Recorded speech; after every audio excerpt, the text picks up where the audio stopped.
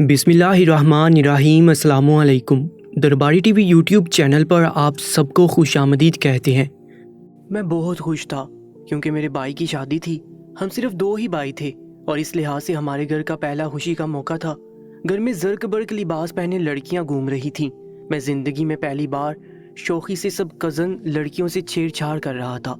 भाई की शादी पर मेरी छब ही निराली थी।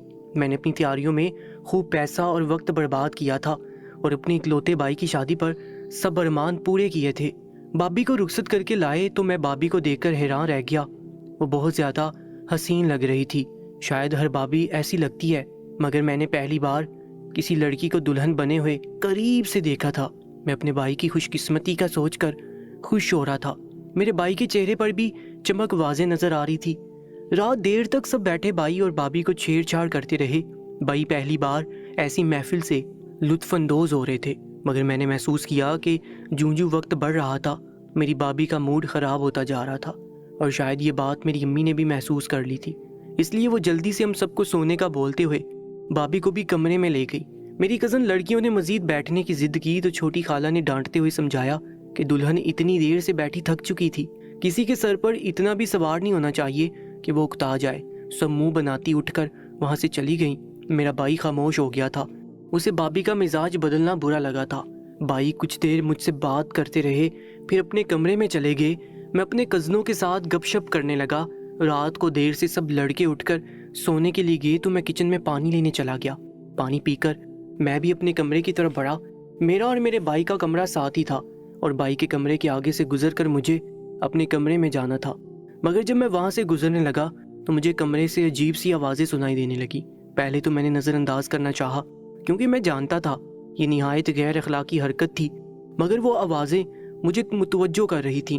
मैंने कमरे के दरवाजे से कान लगाकर सुनना चाहा, मगर ऐन उसी वक्त मेरे अब्बू अपने कमरे से निकले तो मैं हड़बड़ाकर दरवाजे से दूर हो गया और तेज़ रफ्तारी से चलता हुआ अपने कमरे में बंद हो गया।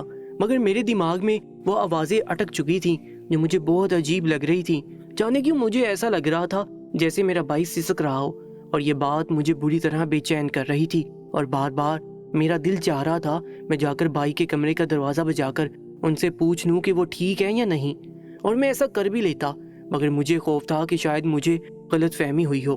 मैं पूरी रात कमरे में बेचैनी से करवटें बदलता अपनी भाई के बारे में सोचने लगा। मेरा भाई खामोश मिजाज था, मगर मैंने उसे कभी रोते हुए नहीं देखा था। लेकिन आज उसके कमरे में उसकी सिसकारी सुनकर मुझे बार बार तस्वुर में अपना भाई रोता हुआ महसूस हो रहा था। वो जिंदा दिल था और हर वक्त मुस्कुराता रहता था। शादी के लिए मेरी माँ ने अपनी ख्वाहिश जाहिर की और मेरे भाई से उसकी पसंद के बारे में पूछा तो मेरे भाई ने अदब से मेरी माँ को कहा कि वो जब और जहाँ चाहे उसकी शादी कर लें, उसे कोई एतराज़ नहीं और ना ही उसकी कोई ख़ास पसंद थी। मेरी अम्मी ने ख़ानदान में ही रिश्ता तय किया और जल्द शादी की तैयारियाँ शुरू हो गईं। मेरे भाई ने ज़रूर अपने दिमाग में होने वाली जीवन साथी का एक खाका भी बना रखा होगा, लेकिन उसने कभी अपनी होने वाली बीवी से बातचीत करने की कोशिश नहीं की थी। लेकिन मैं अपनी होने वाली भाभी को देखकर चौंक गया। वो लड़की बहुत फैशनेबल और आज़ाद ख्याल लग रही थी। मैंने थोड़ा झिझक कर अपनी माँ से कहा कि मुझे नहीं लगता भाई और भाभी की जोड़ी बनती है। मेरा भाई बहुत सादा मिजाज था जबकि भाभी बहुत शौक मिजाज लग रही थी। मेरी माँ ने हंसते हुए मुझसे कहा कि तुम्हारा भाई बहुत कमगो है, ऐसी लड़की ज़िंदगी में शामिल होगी तो वो खुश रहेगा, वरना सारी ज़िंदगी रोबोट बनकर रह जाता। अम्मी को भाभी बहुत अच्छी लगी और उनको पसंद करने के लिए पीछे असल वजह 90% मशरकी माँ वाली थी कि लड़की की माँ ने सारी उम्र ससुराल के साथ गुजारा किया है, इसलिए लड़की भी माँ की तरह हमारे साथ अच्छे से रहेगी। मुझे ये मंतक तो समझ नहीं आई थी, मगर मैं खामोश हो गया था। मुझे अपने भाई का सुलझा हुआ मिजाज इतना अच्छा लगता था कि चाह कर भी मेरा दिल भाभी के लिए खुश नहीं हो पाया था। लेकिन शादी पर जो मैंने अपनी भाभी को देखा तो मुझे लगा कि वही मेरे भाई के लिए बनी है। वो बहुत खूबसूरत लग रही थी, मगर अब मुझे बेचैनी सता रही थी।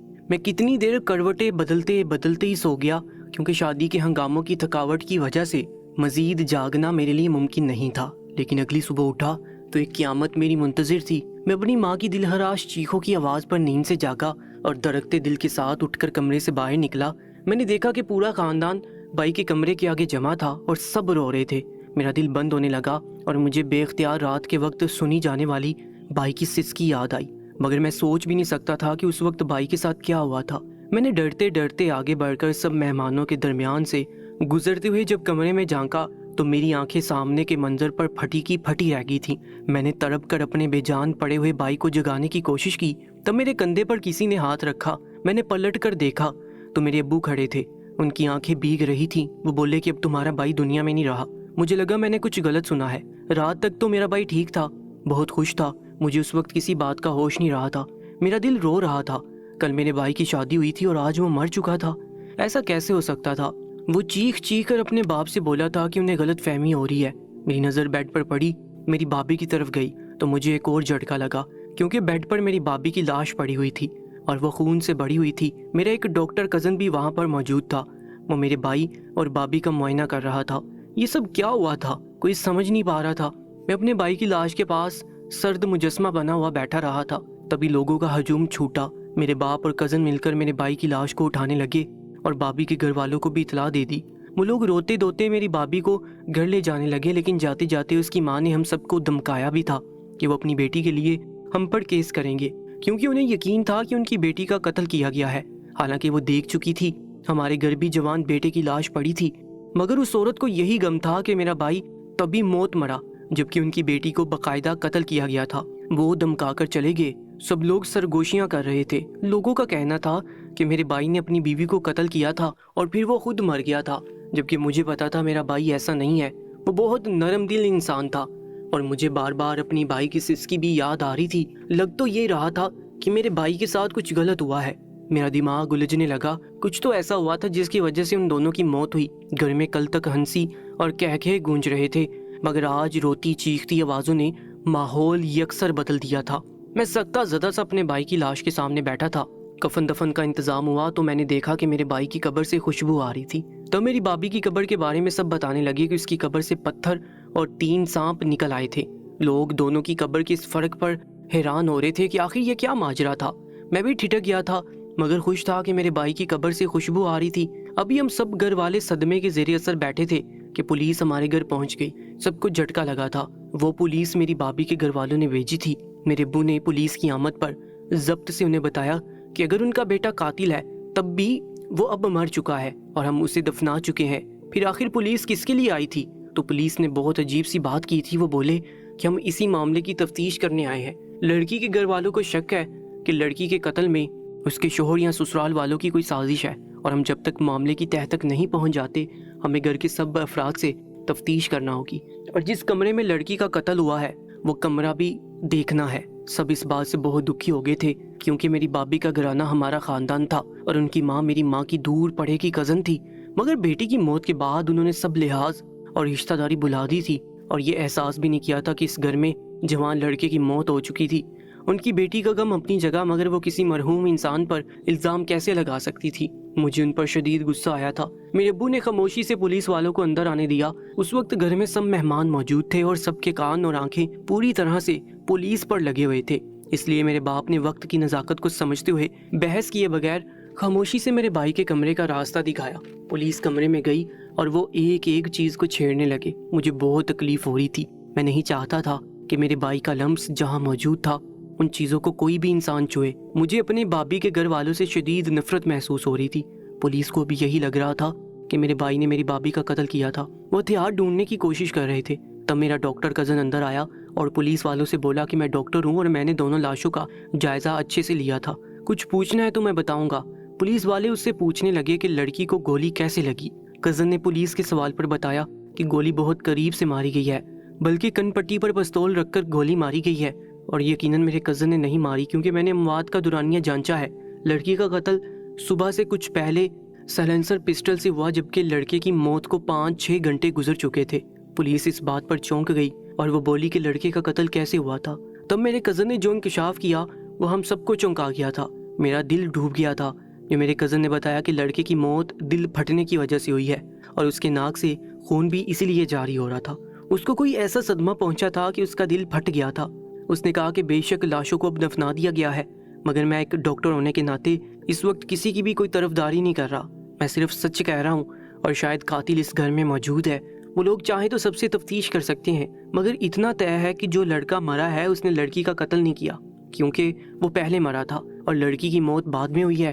اس بات پر میرا باپ صدمے سے ڈہ گیا۔ نہ جانے میرے بھائی کو ایسا کیا صدمہ پہنچا تھا کہ وہ دل پھٹنے کی وجہ سے مر گیا۔ میں اپنے بھائی کی سسکی یاد کر رہا تھا، تڑپ رہا تھا کہ کاش میں رات کو دروازہ بجا کر اپنے بھائی سے پوچھ لیتا کہ اسے کیا غم ہے۔ نہ جانے اس نے ایسا کیا سنا یا دیکھا تھا جو وہ برداشت نہیں کر پایا۔ میں بلک کر رونے لگا۔ مجھے لگنے لگا کہ اپنے بھائی کی موت میں بھی شامل ہوں۔ اگر میں اسے رات کو ہی پکار لیتا یا اس سے پوچھ لیتا تو شاید وہ نہ مرتا، شاید میرا سہارا پا کر اسے کچھ سکون مل جاتا۔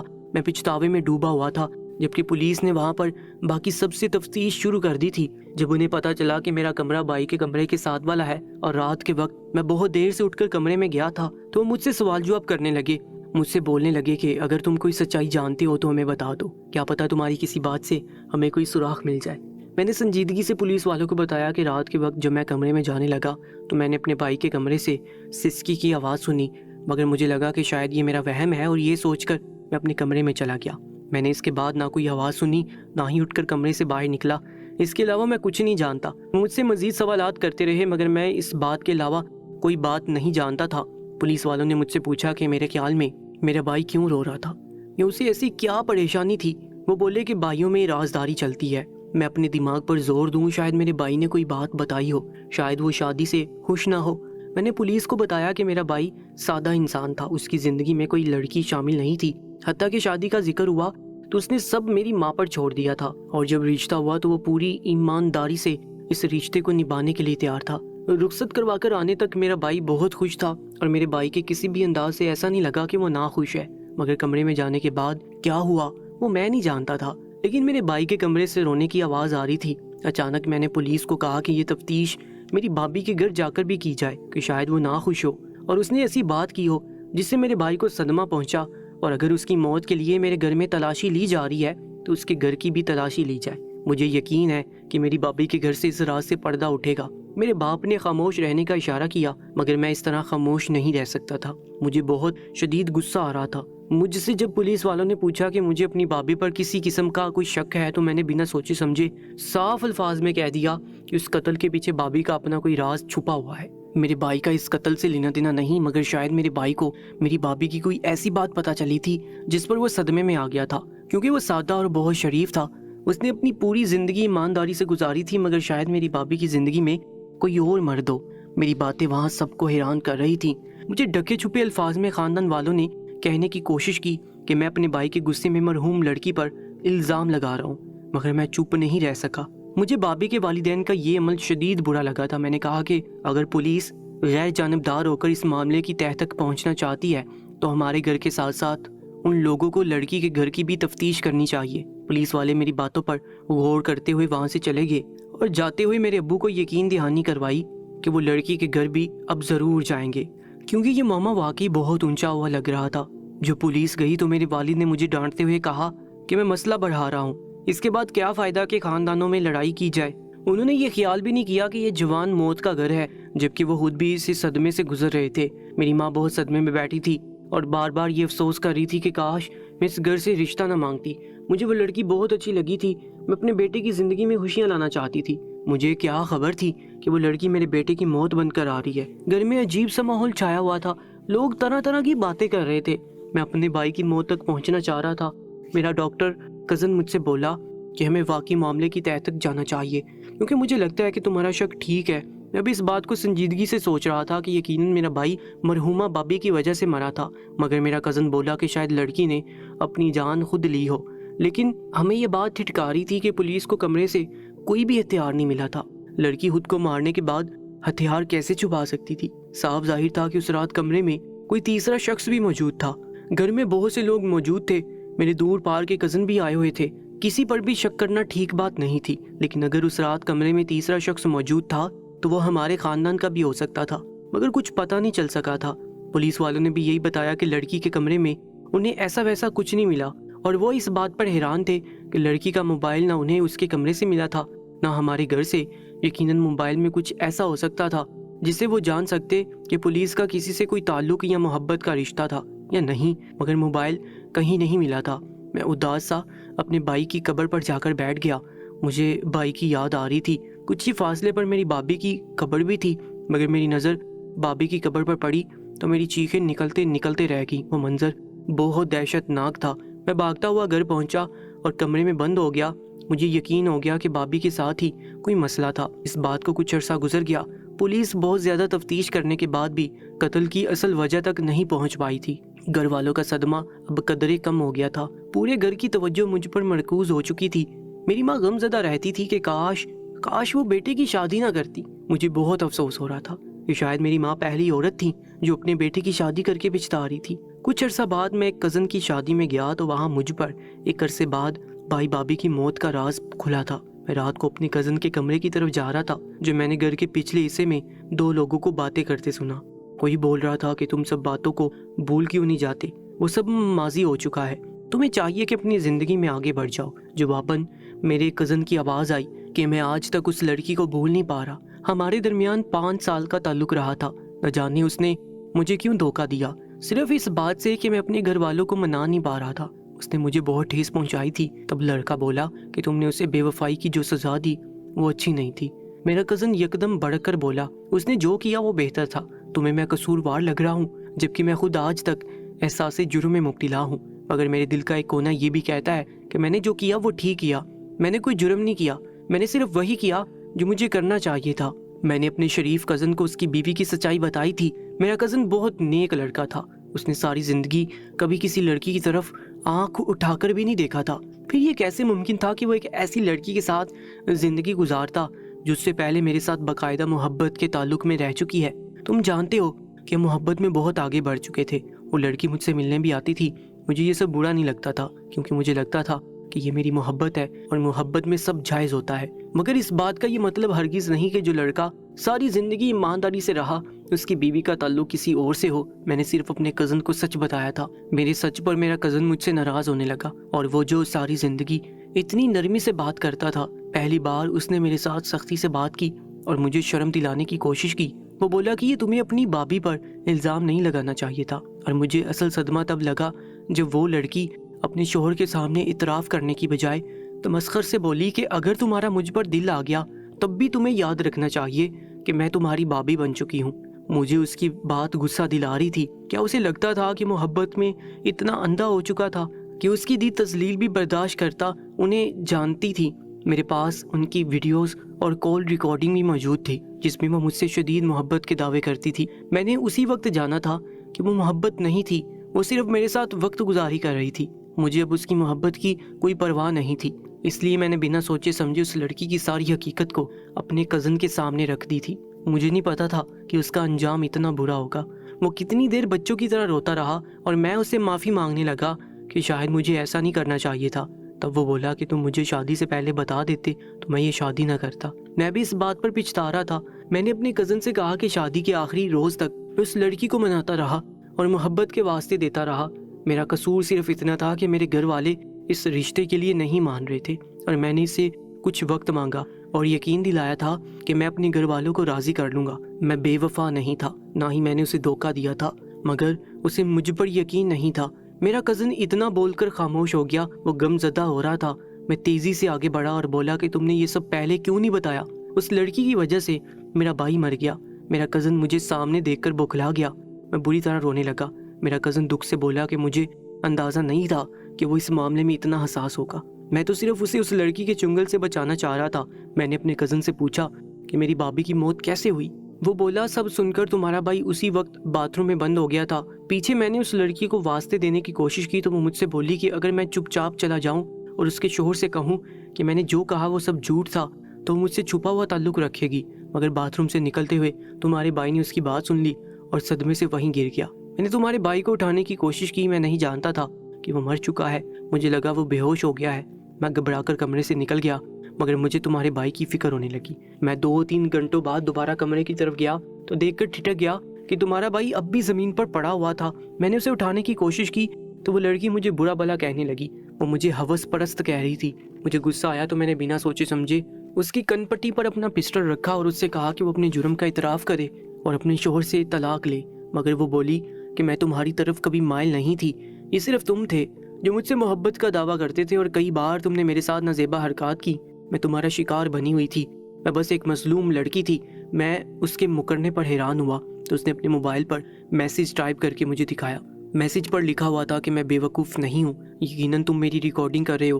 अगर मैं तुम्हारी रिकॉर्डिंग में ये बात साबित कर दूंगी कि मैं मजलूम थी और तुम दरिंदे जो मेरा शिकार करते रहे थे। वो मेरा मकसद जान गई और तभी मेरी हैरत पर हाथ मारकर पिस्टल हटाने लगी तो अनजाने में गोली चल गई और वो झटका खाकर गिर गई। मैं उसकी मौत पर घबरा गया। मैंने उसका मोबाइल उठाया और वहाँ से भाग आया।